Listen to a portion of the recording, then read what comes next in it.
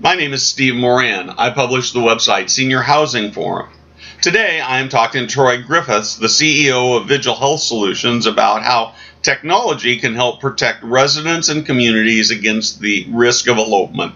Was in a memory care residence or unit, and she wandered outside at night, and the next morning a snowplow driver found her body. She'd passed away. And the truth of the matter is that in senior living, the elopement is a big problem.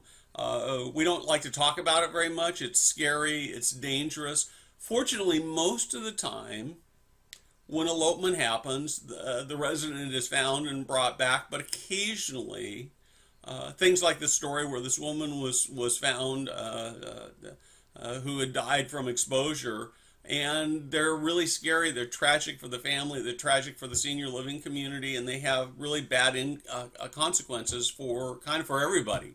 So I got to thinking about this whole process and what to do about how senior living communities can better deal with this elopement issue. And I reached out to Troy to just ask him, as a technology expert in the senior living space, what he thought or how he thought technology could help to deal with the elopement problem. So, Troy, I'd just sort of like to ask you the question. I mean, how can technology help senior living communities do a better job dealing with elopement?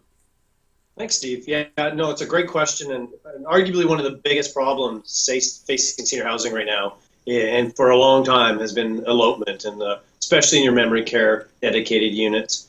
So technology's got a bunch of different ways that it can be applied, and both high-tech and a few low-tech ways that we can actually try to make a difference in keeping residents safe. And importantly, I'd like to add, hopefully give them the dignity, as much dignity and security as possible. So some of the things that everyone's familiar with are those systems that use sort of a tagging or bracelet style system. And then when the resident gets close to a door that's a door of exit or departure risk, that it would either lock or go into alarm. So those wander systems have been around for a while now, and they've improved over the years, but we're all largely familiar with them. They're not inexpensive, but they do provide that sort of security that people want for the edges of the building.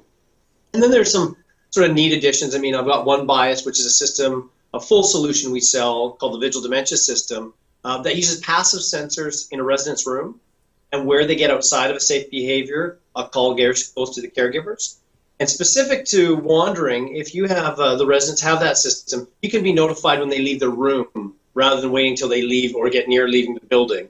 And so again, you got a high elopement risk resident, and you want to know, especially at night when you're in the lowest staffing complement, you want to know right then that they've left the room and maybe can intervene in a way that is both safe but also dignified, so you can get them back to bed and get them back into the setting they belong.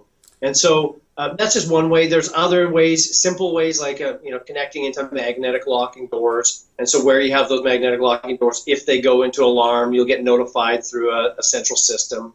And then other ideas that, again, getting sort of the low tech, but still, the design side of it. If you can really design community, and this is obviously not as true for existing buildings, but new buildings where you've got wandering paths and you've got the capability to build an area that's safe for residents to move about, but doesn't necessarily let them get in harm's way. You take a lot of those pieces and you put them together, and you've got a really powerful way to keep residents safe. So, do you have any thoughts about?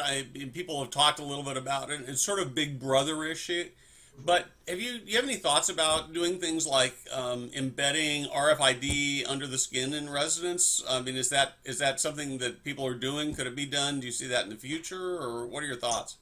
Great question. And I mean, it's been talked about for a long time, and in some ways scary. There was a company several years ago that was investigating, researching, had the capability to do it. They since moved just to doing it to livestock and cattle. It really was not, the idea was not well received.